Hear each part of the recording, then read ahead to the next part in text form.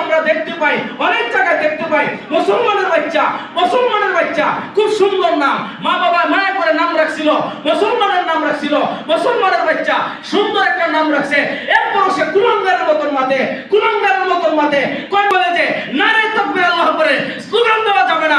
আমরা বগির মসজিদ থেকে বলতে চাই, এই কুলাঙ্গারের বাচ্চা, এই নাস্তিকের বাচ্চা, নারে তাকবীর আল্লাহু আকবার স্লোগান বগির গ্রাম থেকে নিয়ে সারা বাংলাদেশ গেল, সারা বিশ্বময় মুসলমানের অন্তরে সর্ব জায়গায়, সর্ব শ্রেণীতে, সর্ব কলেজে, কলেজ ভার্সিটি সব জায়গায় নারে তাকবীর আল্লাহু আকবারের স্লোগান চলবে কিনা চলবে না? সব জায়গায় চলবে।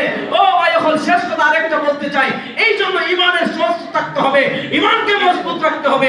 এটা হচ্ছে আমাদের দায়িত্ব, আমরা সেই দাওয়াত দিব। এতে যদি কারো গায়ে লাগে তার বিরুদ্ধে আমরা রক্ত দিতে প্রস্তুত আছি।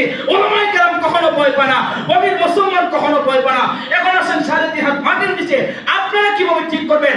আপনাদের এত কিছু লাগবে না, আপনাদের একটাই হচ্ছে আপনি নামাজ ঠিক করেন, আপনি রমজান মাসে রোজা রাখবেন। কিভাবে রাখবেন? রোজা ঠিক হবে, কিভাবে ঠিক হবে না? আপনি